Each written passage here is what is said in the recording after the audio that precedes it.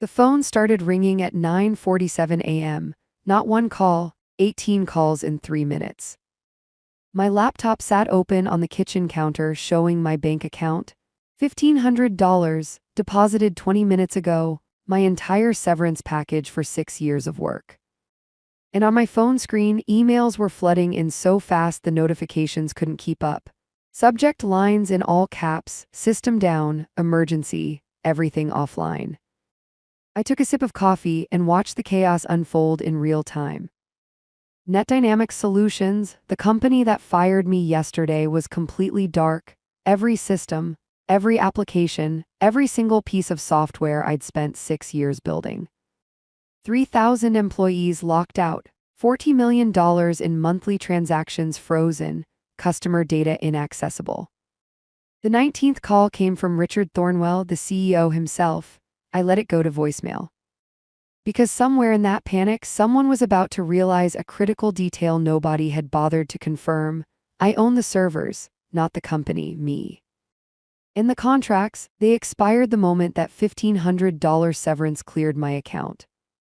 My phone buzzed again, a text from Richard. Alex, please call me, urgent. I set the phone down and opened my laptop. Time to draft an invoice.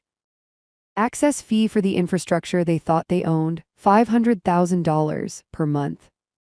Before we get into how a $1,500 severance turned into a $4.6 million payday, if you're here for stories about corporate karma and what happens when companies forget who actually built their empire, go ahead and subscribe.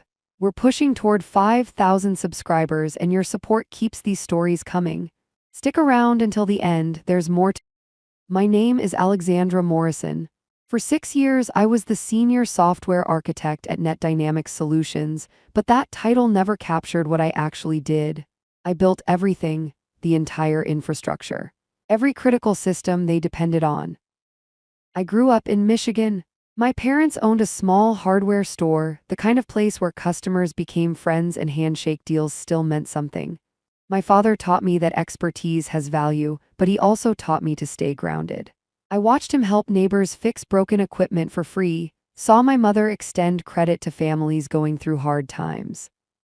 That upbringing shaped me. Even as I climbed the tech world, I never looked down on people.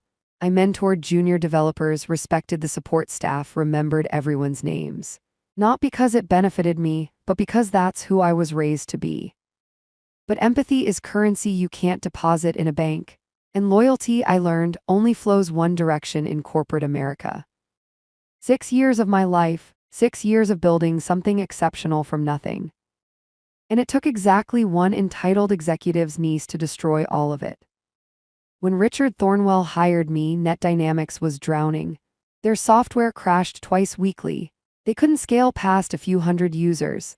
Their previous developer had quit, leaving behind code so tangled that nobody could fix it.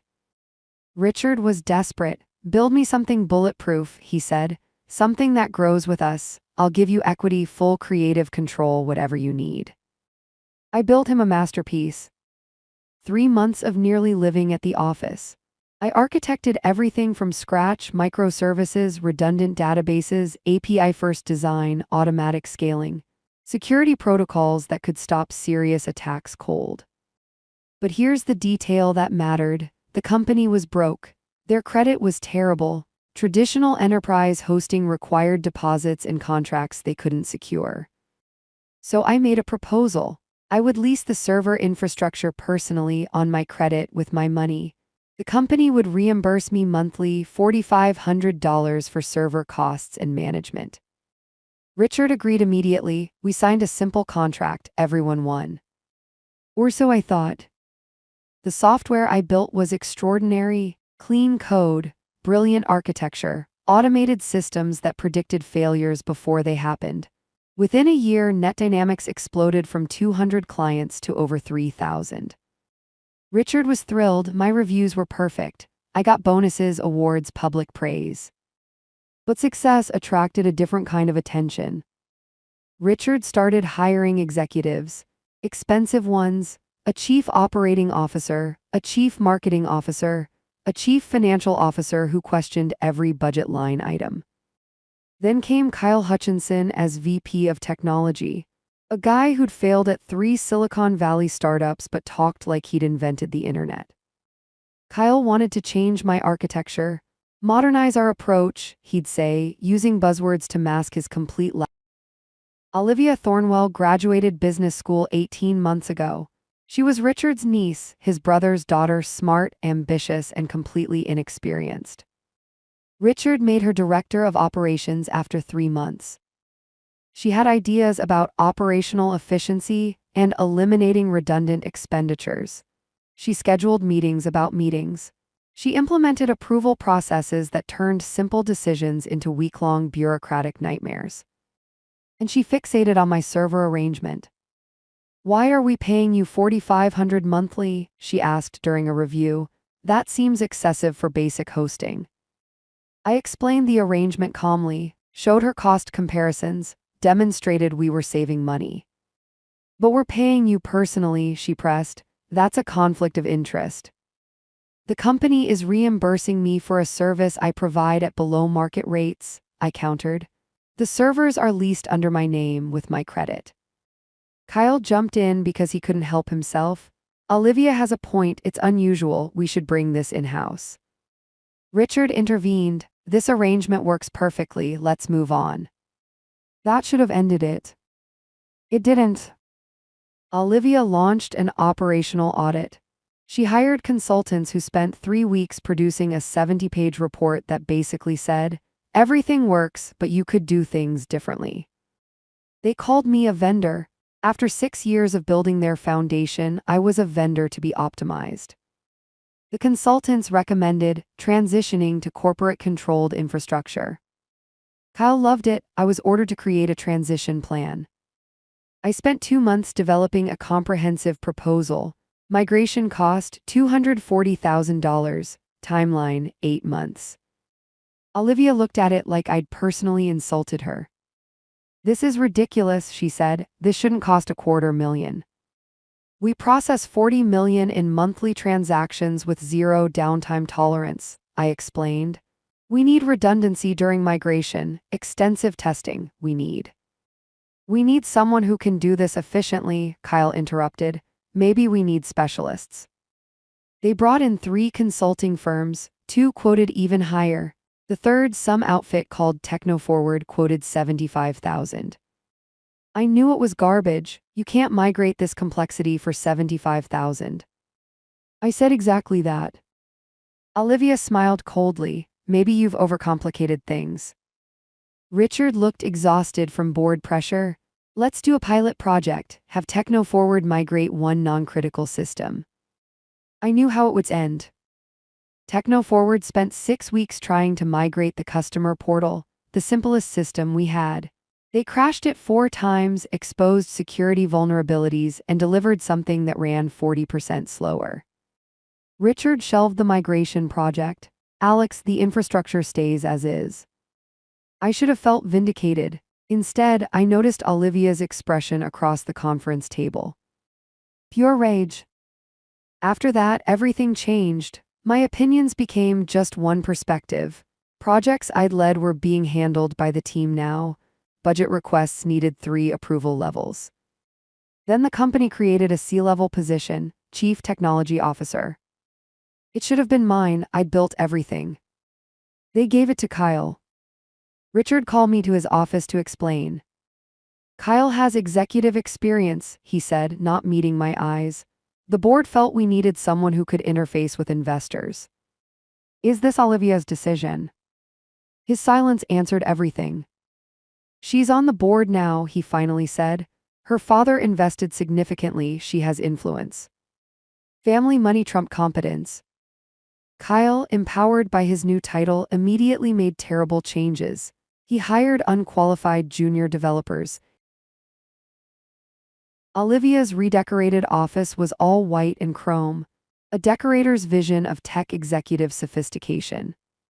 "Alex, thank you for coming," she said with a smile that didn't reach her eyes. "Please sit." I sat. "I want to talk about your future with NetDynamics." My stomach dropped. She had a folder, she opened it with rehearsed precision. We're restructuring the technology department. Kyle is building his vision, and unfortunately, that means difficult decisions about current team composition. Corporate speak for you're fired. We tremendously appreciate your contributions, she continued. But as we scale and professionalize, we need people who fit the culture we're building. And I don't fit. You've been resistant to change. Kyle mentioned multiple instances where you've pushed back against new initiatives. Resistant to change, their spin on me preventing disasters. Does Richard know? Richard and the board approved all restructuring decisions. Her smile tightened. This is what's best for the company. She slid a paper across the desk, my termination letter.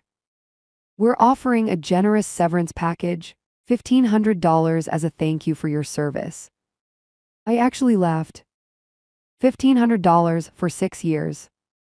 Your salary was compensation for your work. This is a goodwill gesture that frankly isn't required since Michigan is at-will employment.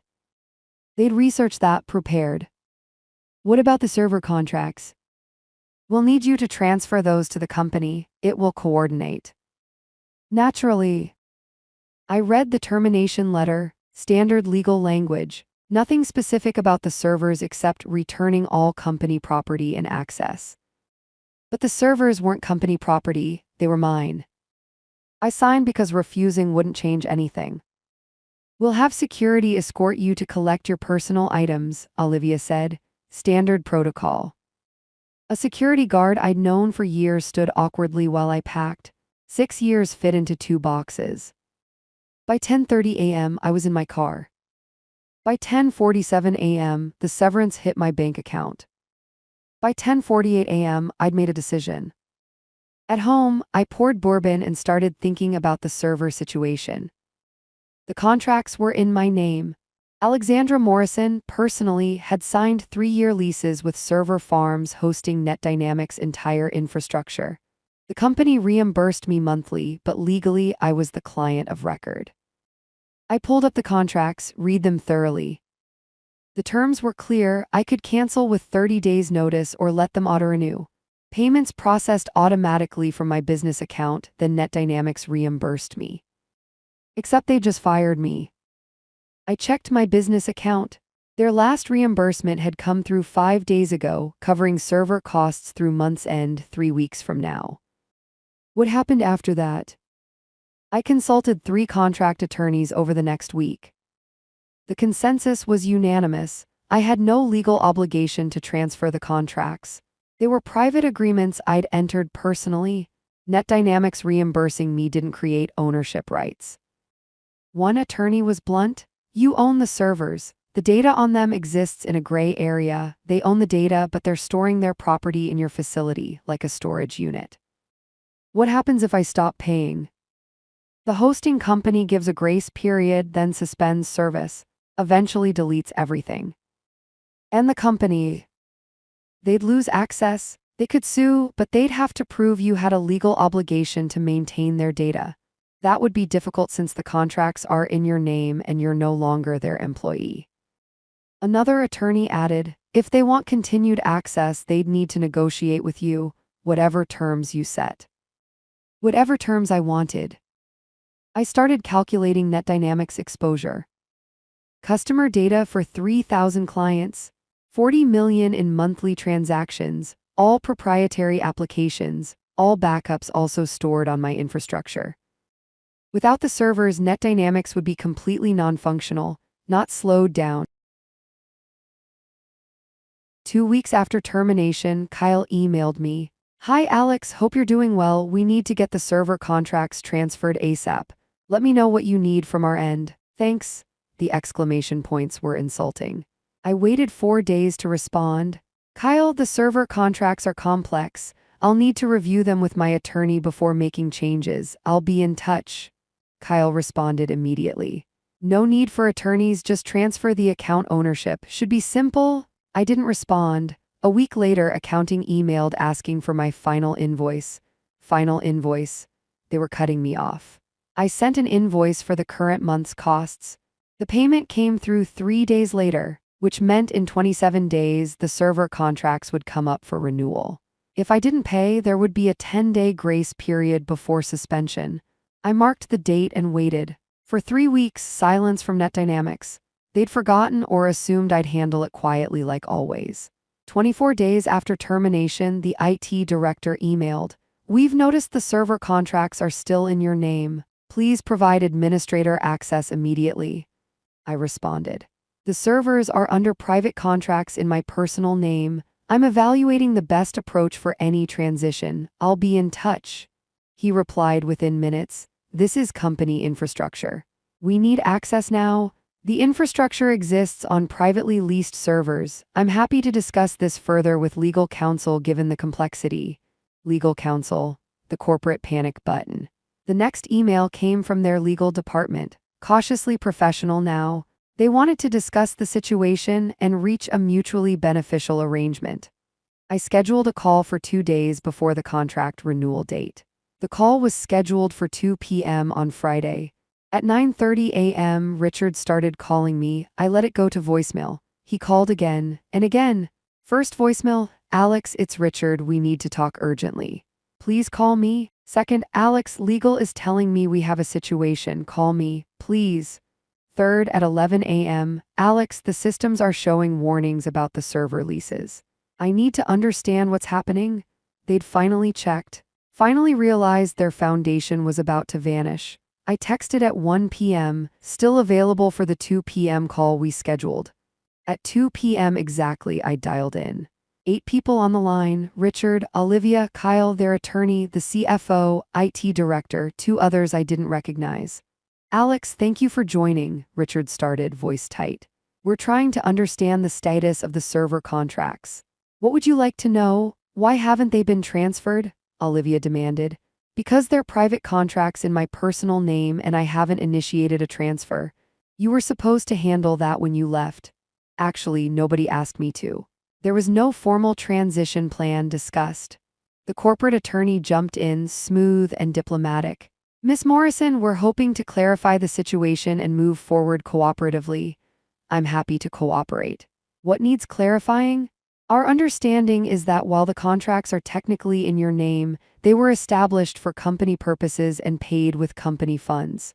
The contracts were established because the company couldn't secure their own hosting. I took on the liability personally. The company reimbursed costs, but that doesn't transfer ownership." Silence. The CFO spoke. "What exactly are you looking for here, Alex?" "I'm sorry, what do you want? Is this about severance?" "We can discuss adjusting that." They finally understood they had a problem. "The server contracts renew in 48 hours, I said calmly. "I'm evaluating whether to renew them." "Whether to renew?" Kyle's voice cracked. "Alex, the entire company runs on those servers. I'm not shutting anything down. I'm simply deciding whether to continue paying $4,500 monthly for private server contracts." "We'll pay you," Richard said quickly. "We'll continue the reimbursement." "Will you? I was fired 3 weeks ago. My last reimbursement was for the current period. I haven't received communication about ongoing payments." Silence. "We can set that up immediately," the CFO said. "This is just administrative oversight." "Administrative oversight, like my termination was operational necessity?" Olivia's voice sharpened. "This sounds like you're holding company data hostage." "I'm not holding anything hostage. I'm a private citizen who's been paying for server infrastructure out of pocket. The company's data happens to reside on that infrastructure. If you want continued access, we need a formal agreement." "We had an agreement," Olivia snapped. "We had an informal arrangement that ended when you fired me. Now we need something substantial." The attorney cleared his throat. "What kind of agreement are you proposing?" This was it. "A data access agreement. I'll maintain the servers and provide full access. In exchange, the company pays a monthly access fee." "How much?" Richard asked quietly. $500,000 per month. The line exploded. Multiple voices tried talking at once. Olivia's rose above the others. "That's extortion." "It's a business proposal," I said calmly. "You're free to decline." "Alex, be reasonable," Richard said. $500,000 a month is less than you'd lose in downtime. Your monthly transaction volume is 40 million. 15% profit margin, 6 million monthly profit. $500,000 for guaranteed uptime is a bargain. The attorney jumped in. Miss Morrison, this could be construed as what? A business negotiation. I'm offering a service at a price, accept, counter, or decline. You built that infrastructure as our employee, Kyle said. It belongs to the company. I built software as your employee, which belongs to you. The software still exists. Reinstall it anywhere you want, but the infrastructure it runs on is privately owned by me. This is theft, Olivia hissed. Theft is taking something that belongs to you. You're welcome to your data anytime. I'm simply charging a storage and access fee. We could sue you. You could try. 3 attorneys confirmed I'm not violating any laws. The contracts are mine. The servers are mine. Your data is yours, but it's residing in my facility. If you want access, we need an agreement. Richard's voice was strained. Alex, please, we can work something out that's fair. $500,000 monthly is fair. It's temporary, ensures business continuity while you build your own infrastructure, and it's tax deductible. For how long? The CFO asked. Minimum 6 months. After that, either party can terminate with 60 days notice. $3 million, Richard said quietly. I want compensation for maintaining critical infrastructure I built and you depend on. You paid me $120,000 yearly. You fired me with $1,500 severance. Yes, I want $3 million. Long silence, the attorney spoke. We'll need time to discuss internally. Of course. The contracts expire in 47 hours. If we don't have an agreement, I won't renew them. After the grace period, the hosting company suspends service. You'd really let everything crash? Richard sounded hurt. You really fired me with $1,500 after 6 years of 16-hour days. We all make choices. I hung up. 6 hours later, Richard called my cell. Just me, he said. No lawyers, no conference line. Can we talk? We can talk. That was quite a bombshell. You dropped one on me 3 weeks ago. At least mine came with a business proposal. Firing you wasn't my first choice, Alex, but it was your final choice. The board wanted changes. Olivia's father's investment gives him significant voting power. I was outnumbered. So you sacrificed me for family harmony doesn't mean I have to make things easy now. $500,000 is impossible. Our cash reserves can't handle it. Then counteroffer. $100,000, 6 months, we won't pursue legal action. I laughed. You have no legal case and $100,000 is insulting. My proposal stands. $200,000, that's our maximum. Your maximum is whatever keeps the company running. What happens Monday when the servers go dark? How many customers do you lose? What does your board say? Silence. 300, Richard finally said. And we need your help with migration. You train our team. $400,000 monthly, I assist with migration planning. Final offer. Alex, $400,000, Richard. I built something valuable. You're going to pay what it's worth or learn to operate without it? Long pause. I need to talk to the board. You have 42 hours. At 11 p.m. Saturday, I received an email. Data Access and Transition Services Agreement. Terms, $400,000 monthly for minimum 6 months. I'd maintain infrastructure and provide full access. Up to 20 hours weekly consultation for migration. Either party could terminate after 6 months with 60 days notice. They agreed not to pursue legal action. I agreed not to disclose proprietary information. My attorney reviewed it Sunday morning. This is quite the settlement. How'd you manage this? I built something they couldn't function without, and I made sure I own the foundation. I signed Sunday afternoon. Monday morning at 9 a.m., $400,000 hit my account. By 10 a.m., I'd renewed the server contracts. By 11 a.m., Kyle was calling to schedule knowledge transfer sessions. Of course, I said, my consulting rate is $500 per hour. How many would you like to book? The sputtering was deeply satisfying. The first weeks were deliciously awkward. NetDynamics needed my help but resented needing it. I was professional, punctual, thorough. But I wasn't their employee. I was an expensive contractor holding their operation in my hands. Kyle tried asserting authority. We'll need you to document everything, the entire infrastructure, every configuration. That documentation will be part of transition services. At my consulting rate, I estimate 200 hours to properly document everything. 200 hours at $500 per hour, $100,000. He turned pale. That seems excessive. That's how long it takes to document complex infrastructure built over 6 years. If you'd like abbreviated documentation, I can do that for fewer hours. They paid for full documentation. Olivia tried avoiding me, hard to do when I was in the office twice weekly. We'd pass in hallways and she'd look through me like I didn't exist. Until the first invoice came due. She called directly. This invoice for $85,000 in consulting fees seems incorrect. I checked my logs. No, that's accurate. 170 hours at $500 per hour. 170 hours in 1 month. You wanted comprehensive knowledge transfer. Every session, every document, every meeting, it adds up. This is bleeding us dry. Then fire me, terminate the contract. I'm sure you'll figure everything out. She hung up. The invoice was paid the next day. 3 months in, Richard asked to meet for coffee. We sat in a quiet cafe, expensive lattes between us, pretending this was friendly. You're bankrupting us, Richard said quietly. The fees plus consulting were paying almost $500,000 monthly. You could reduce consulting hours, be more efficient with sessions. They need the help. Kyle is, he trailed off. Incompetent, I told you that 3 years ago. He rubbed his face. The board is asking questions. Why is our second largest expense a contractor? Why haven't we migrated yet? The agreement stipulates 6 months minimum. We're halfway there. As for migration progress, that's your team's responsibility. They're overwhelmed. The infrastructure is more complex than anyone realized. Because I built it properly, every redundancy, every security layer, it all adds complexity. But that complexity is why you've had less than 2 hours total downtime in 6 years. Richard looked older than I remembered. Olivia wants to sue you. She's convinced we have a case. The lawyers already told you that won't work. I know, but she's pushing. Her father backs her up. So terminate the contract, cut your losses. He met my eyes. We'd collapse within a week. I know.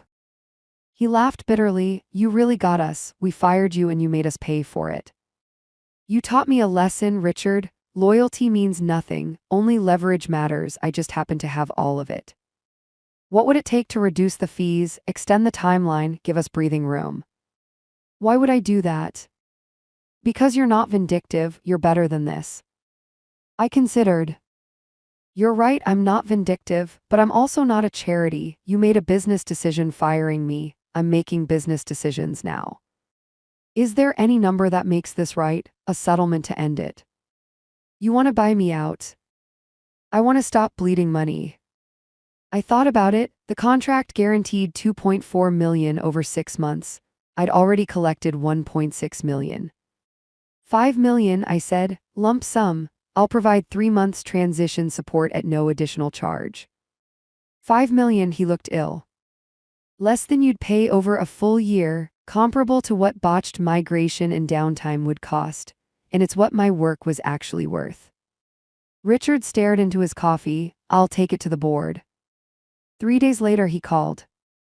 $3 million final offer, that's all we can secure. I did the math. I'd already collected $1.6 million. $3 million more would be $4.6 total. $3 million plus all outstanding consulting invoices paid in full, plus guaranteed minimum 40 hours monthly consulting at standard rate for the next 6 months. That added roughly another $300,000. Done, Richard said immediately. Should have asked for more. The final 6 months were different. Pressure was off. I had my money. They had guaranteed support. I worked with their team professionally, trained them thoroughly, answered questions with patience I hadn't felt in years. Their developers were actually good. They'd just been hamstrung by Kyle's mismanagement and impossible reverse engineering. With proper guidance, they made real progress. Kyle was gone by month 4, pursuing other opportunities. Reality, the board finally cut him loose. His replacement was Hannah Chen, experienced, competent, no ego. I read the documentation on your original architecture, she told me. It's brilliant, elegant. I can see why migration was such a nightmare. You built something really special. Thank you, I said and meant it. Olivia left too, transitioning to a role at her father's firm. Translation: Richard convinced her father to take her back. I didn't see her before she left, no goodbye, she just disappeared. I didn't miss her. 10 months after being fired, I had my final day at Net Dynamics. Migration was complete. Their data lived on servers they controlled. My infrastructure was no longer needed. Hannah walked me out. You could have destroyed this company, she said. Instead, you made them pay but still helped us succeed. That's surprisingly professional. I was angry, but I'm not destructive. I just wanted what I was worth. You got it, and we learned about respecting people who build the foundation. Richard appeared in the lobby. Alex, glad I caught you. We stepped outside. I owe you an apology. I should have fought harder to keep you. I let politics override good sense and it cost everyone. It cost you $4.6 million. I did okay. He smiled wryly. What's next? Some ideas, maybe consulting, maybe my own company, maybe time to figure out what I actually want. If you ever want to come back. I won't, but I appreciate the offer. We shook hands with genuine warmth. Build something great, Richard said. I laughed. Lesson learned. That was 8 months ago. I took 3 months off, traveled, read, slept past 6 a.m. for the first time in years. Then I started building again. My own company, Morrison Tech Solutions. Small, selective, focused on helping mid-size companies build robust infrastructure without corporate nonsense.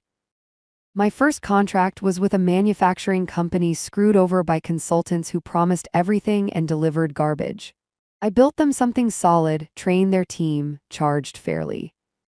They referred me to another company, and another. 6 months in, I have 4 steady clients and more inquiries than I can handle. Revenue isn't settlement level, but it's sustainable and growing. More importantly, I control everything: my time, my work, my future. Last month, I saw a headline: Net Dynamics Solutions acquired by enterprise tech giant for $85 million. Richard got his exit, good for him. If I'd still had equity from my original offer, the acquisition would have netted me maybe $200,000 after dilution. I made $4.6 million by being fired. Sometimes the worst thing that happens turns out to be the best thing. I heard Olivia is consulting for various companies, probably coasting on her father's connections. Kyle is at another startup, probably making the same mistakes. I don't think about them anymore. Mostly I think about what I'm building now, something sustainable, something fair, something mine. The check for $1,500 is framed on my office wall, a reminder. Not of revenge, I'm past that. A reminder that value and compensation aren't always aligned, that loyalty can be exploited, that leverage matters. And most importantly, a reminder to always read the fine print on who actually owns the servers. The company thought they could fire me with pocket change and move on. They forgot that infrastructure isn't just code and servers. It's relationships, contracts, and knowledge that can't be easily replaced. They learned that lesson for $4.6 million. I learned that being underestimated is sometimes your greatest advantage. They saw me as disposable. I saw myself as indispensable and made sure the contracts reflected that reality. Know your worth, protect your work, never assume loyalty will be reciprocated. The system works for people who understand